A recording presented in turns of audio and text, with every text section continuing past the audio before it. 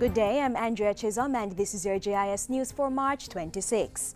Prime Minister Portia Simpson-Miller has charged the members of her executive with making it easier for all citizens to do business with government.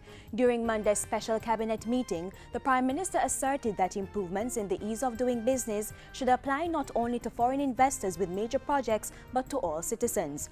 Cabinet ministers indicated their support for the stance as part of strategies to break the cycle of low economic growth. In line with that, the ministers examined measures to generate specific productivity gains in both public and private development projects.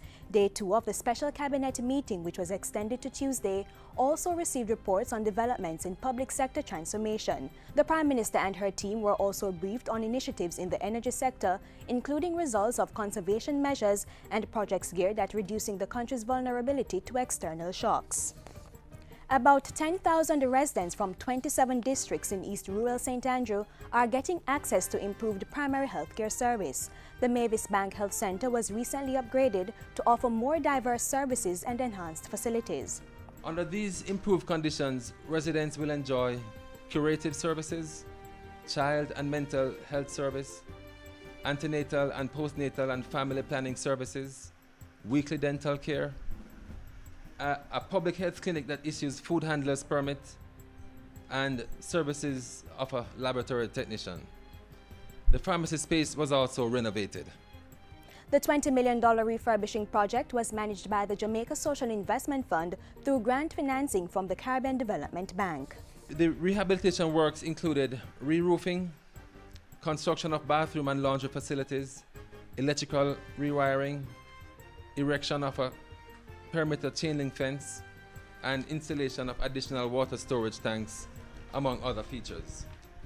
The Health Ministry is gearing up to improve its capacity to deal with health emergencies. 17 new ambulances will be added to the ministry's fleet in the coming months, increasing the number to 55.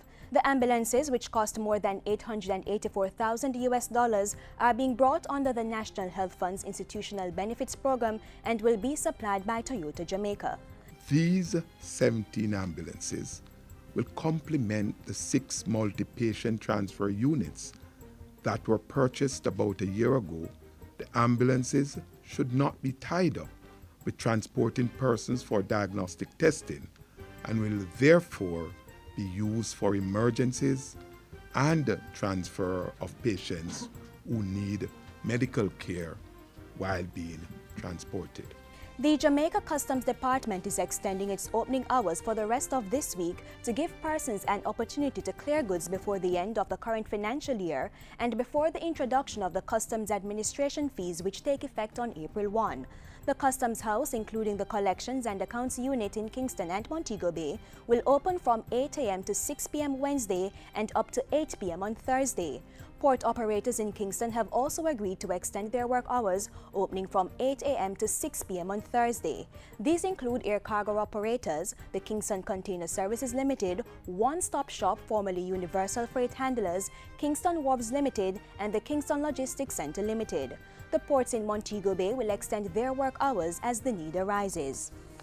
And finally, the Education Ministry has endorsed an investment program for students, which the Portfolio Minister says supports government's economic growth strategies. The Student Investment Program, SIP, is an initiative of First Heritage Cooperative Investment Limited and was recently launched in 4 corporate area high schools: Kingston College, Queens High, Campion College, and Kingsway High. It encourages students to save by teaching them about investments in a club setting within their schools. At the recent launch, Education Minister Ronald Thwaites praised the program, pointing out that domestic savings was critical to economic growth. He also added that through savings, individuals would be able to contribute more to the education sector at all levels. Education is the #1 investment in Jamaica. Education is not social work or social service. Without a cognitively developed and a socially responsive and responsible and a spiritually aware population, none of the investments that we seek others to bring or we ourselves to make can work. And therefore, the facilitation that you will offer through the Student Investment Program, the SIP program, is of inestimable importance. And that's it for JIS News today. I'm Andrea Chisholm. Thank you for watching.